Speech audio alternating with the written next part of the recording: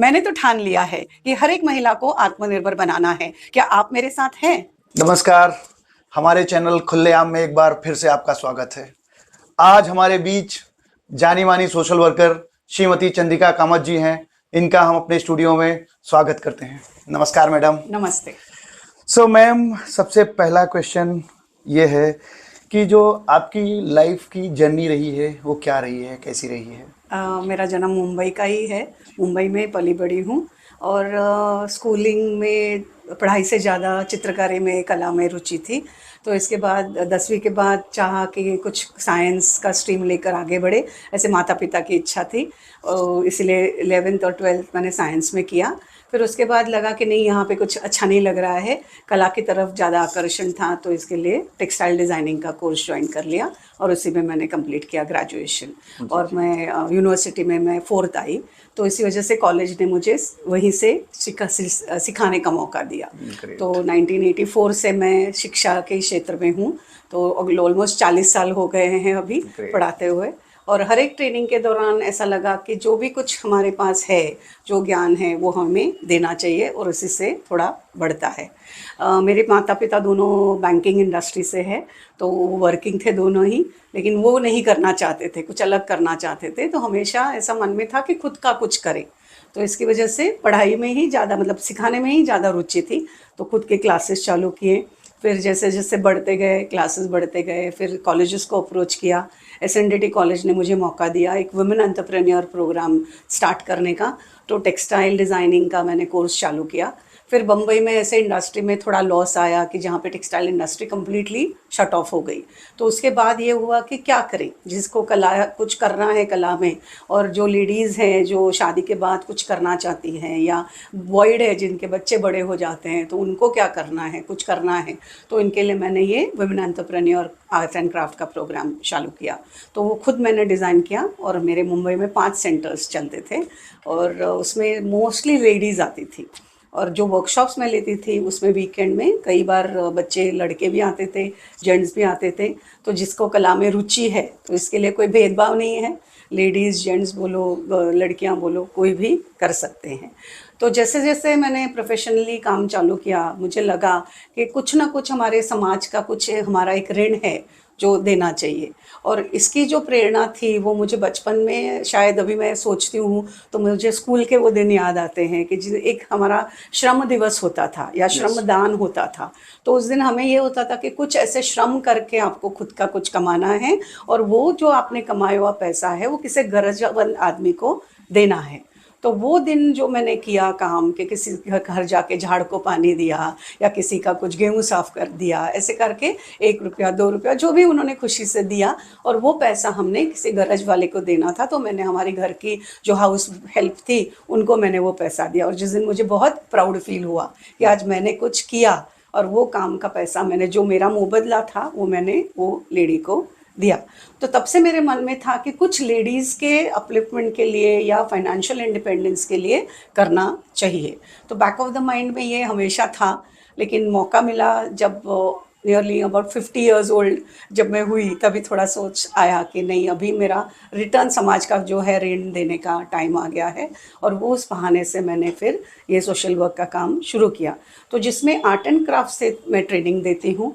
जो भी NGOs है या जो भी नीडी लोग हैं जिनको कुछ करना है, कुछ आगे बढ़ना है, कुछ कमाना चाहते हैं, घर संभालते हैं, घर के साथ भी कुछ करना चाहते हैं, तो उनके लिए एक थोड़ा सा प्रोग्राम डिज़ाइन करके मैं ट्रेनिंग देती हूँ। इस काम में, इस सोशल वर्क के एक्टिविटी में इन्वॉल्व होने में सबसे बड़ा इंस्पिरेशन या मोटिवेशन, या कोई ऐसा लाइफ में कोई ऐसा इंसिडेंट हुआ हो जिससे आपको लगा हो कि नहीं, मुझे ये ज़रूर करना चाहिए, वो कुछ रहा है मैडम आपकी ज़िंदगी में? यस, ऐसा था। क्योंकि कई बार ऐसे होता था कि लोग इनवाइट करते थे जज करने के लिए, कंपटीशन जज करने के लिए। तो वहाँ पे मैं देखती थी कि छोटे बच्चे आते थे कि जिनको प्रॉपर गाइडेंस नहीं मिल पाता था, या जैसे NGOs के वर्कशॉप्स होते थे और उनके यहाँ पे एग्जीबिशंस होते थे, तो लैक ऑफ नॉलेज और जो फिनिशिंग उनका प्रोडक्ट में होता था, वो देख के मुझे थोड़ा दुख होता था। तो मुझे लगा कि नहीं, इनको अगर ट्रेनिंग दिया जाए तो इनमें बहुत से अच्छी स्किल है जिसको हम अच्छे से सहार सकते हैं और उनको ज़्यादा हेल्प दे सकते हैं। और जैसे देखते थे कि हम पढ़ते थे स्कूल में, जैसे हेलन केलर इंस्टीट्यूट है, उन्होंने भी मुझे इनवाइट किया, जहाँ पे डेफ एंड म्यूट बच्चे हैं उनको पढ़ाने के लिए। फिर नैब जो है ब्लाइंड स्कूल है, उनके टीचर्स को ट्रेनिंग देने के लिए।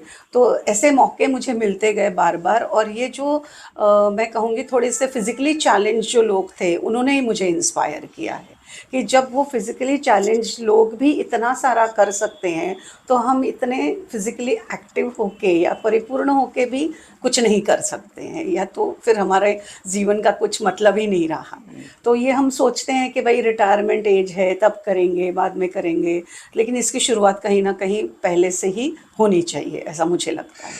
सो आपने मैडम कुछ ये प्लान तो ज़रूर किया होगा कि इस नोबल क्लास कॉज को आप कहाँ तक ले जाना चाहते हो। इवन आपको गवर्नमेंट से भी कुछ एक्सपेक्टेशन होगा या आपका कुछ एडवाइस होगा जो गवर्नमेंट को, ताकि ज़्यादा से ज़्यादा लोगों को जो है ये हेल्प मिल सके, एक तरह से सेल्फ डिपेंडेंट लोग बन सकें। डेफिनेटली मैं जब भी एनजीओज़ के साथ काम करती हूँ, जिनके साथ भी मैं जुड़ी हुई हूँ, वहाँ पे मुझे लगता है कि फंडिंग का एक इशू होता है और ट्रेनिंग सेंटर्स मतलब जगह का एक इशू होता है। क्योंकि ये जो लोग हम चाहते हैं जो आके ट्रेनिंग ले, उनके घर बहुत छोटे होते हैं।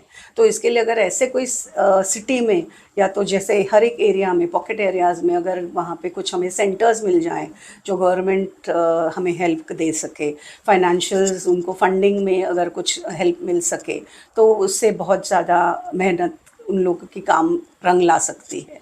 उसके बाद मेंटोरिंग की ज़रूरत होती है, क्योंकि हम एक जन कहाँ तक पहुँच पाएंगे।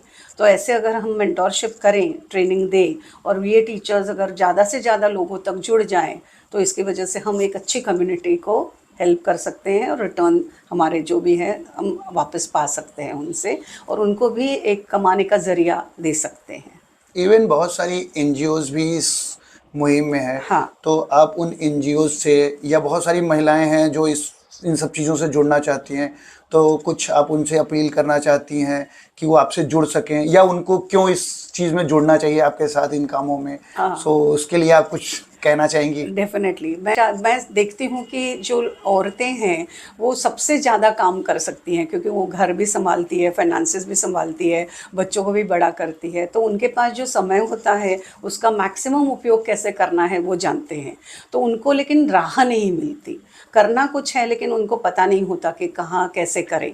तो सेल्फ हेल्प ग्रुप है जो बचत गट हम बोलते हैं, तो वो लोगों को अगर कुछ ज़रूरत है गाइडेंस की या ट्रेनिंग की, तो वो लोग हमसे जुड़ सकते हैं। जो लोग ऑलरेडी एनजीओज चलाते हैं, वहाँ पे मैंने देखा कि थोड़ी सी एक मोनोटोनी आ जाती है उनके काम में, क्योंकि अपलिफ्टमेंट जो होता है वो हमारे विचारों में भी होना चाहिए, हमारे काम में भी होना चाहिए। हर साल थोड़ा ना कुछ नया जुड़ना चाहिए, क्योंकि होता क्या है कि लोग सेम चीज़ें बार बार करते हैं, लेकिन दुनिया इतनी तेज़ी से चल रही है, बदल रही है, तो परिवर्तन तो आवश्यक है। तो हम चाहते हैं कि थोड़ा सा नया कुछ मिले, तो वो कहाँ से आएगा? ट्रेनिंग से आएगा। थोड़ा बहुत पैशन होना चाहिए, और जो अगर आप एक कम्युनिटी होती है या ग्रुप होता है, तो वहाँ से हमको बहुत ज़्यादा प्रोत्साहन मिलता है। अकेले काम करने से, ग्रुप में काम करते हैं तो उसमें ग्रोथ बहुत ज़्यादा है। बिल्कुल मैम। और जहाँ तक कि आपने लाख सवा लाख महिलाओं को अब तक तो ट्रेंड किया ही होगा, उनको सेल्फ डिपेंडेंट बनाया ही होगा। और महाराष्ट्र में एक लाइन भी है मतलब गवर्नमेंट की कि मुलगी शिकली प्रगति झाली। बराबर। तो परिवार की जो प्राथमिक पाठशाला होती है बच्चे के लिए, वो एक तरह से मतलब उसका परिवार ही होता है बच्चे के लिए। जो तो परिवार में बच्चा सबसे ज्यादा इंटरेक्ट अपने मदर से या बहनों से जो भी। बराबर। तो जहाँ पे अगर महिलाएं अगर सशक्त रहेंगी या एजुकेटेड रहेंगी या किसी भी तरीके से वो सेल्फ डिपेंडेंट रहेंगी, तो वो अपने बच्चों के लिए एक तरह से ज़्यादा मतलब बड़ा मोटिवेशन और इंस्पिरेशन होगा। और युवा पीढ़ी से मुझे बहुत ज़्यादा उम्मीदें हैं। बिल्कुल वो बहुत ज़्यादा नॉलेजेबल है आजकल, क्योंकि उनको इतनी सारी सुविधाएं हैं अवेलेबल ऑनलाइन से, या तांत्रिक जो ज्ञान है, तो वो अगर हमारी कला को, या हमारे जो पूर्वजों ने, या हमारे जो प्राचीन कलाकार जो है हमारे, या हैंडीक्राफ्ट्स के हैं, उनको अगर कुछ हेल्प कर सके कि जिससे उनका प्रोडक्शन ज़्यादा तेज़ी से बढ़ सके, जैसी कुछ टेक्नोलॉजी अडॉप्ट करें जिसका उनका प्रोडक्शन अच्छा हो, तो हम डेफिनेटली कॉम्पिटिटिव रेट में मार्केट में उनको जगह दिलवा सकते हैं। नहीं, यही बेहतर काम है आपका। वो तो ठीक है कि उसको एक कला को जो है एक नेक्स्ट लेवल पे ले जाने की बात कर रहे हो, वो बहुत अच्छी बात है। बट यही बहुत बड़ा काम आप कर रही हैं कि एक महिला जिनको मतलब ये माना जाता है कि वो घर पे बैठी हैं, तो वो एक इनकम का सोर्स, उनके पास इनकम को जनरेट करने के कोई साधन नहीं होते, तो उनको एजुकेट करके आप उनको घर में घर चलाने लायक बना ले रहे हो, यही बहुत बड़ा काम आप कर रहे हो। तो एक तरह से ये बहुत ही बड़ा मतलब काम है, और आपने ऑलरेडी जो है लाख सवा लाख महिलाओं को ऑलरेडी ट्रेंड कर लिया है। तो मैं तो कहूँगा कि जो है ना, अपने आप में ये बहुत बड़ी चीज़ आपने किया है मैम। और मैं अपने दर्शकों से भी कहना चाहूँगा कि जिनको भी मैडम से इस मुहिम में या कुछ भी कला या किसी भी तरीके का जो है, जो स्किल्स जो सीखना चाहते हैं अर्निंग के लिए, पहला तो मोटिव यही होता है लोगों का कि भाई आप अपने फैमिली को चला सको। तो अर्निंग के लिए किसी को भी मैम से जुड़ना है या किसी को जो है कुछ एक नेक्स्ट लेवल की आर्ट के लिए काम करना है, तो मैम के साथ जुड़ सकते हैं। तो उसके लिए जो भी हमारे डिस्क्रिप्शन पे मैम का कांटेक्ट डिटेल है वो हम आपको मिल जाएगा, और आप हमें भी संपर्क कर सकते हैं, तो हम आपको डायरेक्ट कनेक्ट कर सकते हैं मैम के साथ, प्रायर अपॉइंटमेंट के साथ। धन्यवाद। Thanks ma'am, thanks for coming. मुझे यहाँ बुलाने के लिए खुलेआम की पूरी टीम का मैं धन्यवाद करती हूँ। हमारे प्रधानमंत्री मोदी जी ने कहा है मेक इन इंडिया, तो हम इसको पॉसिबल करके दिखा सकते हैं। हम औरतें ही आत्मनिर्भर होकर हमारे देश में मेक इन इंडिया का आगे चलन चला सकते हैं।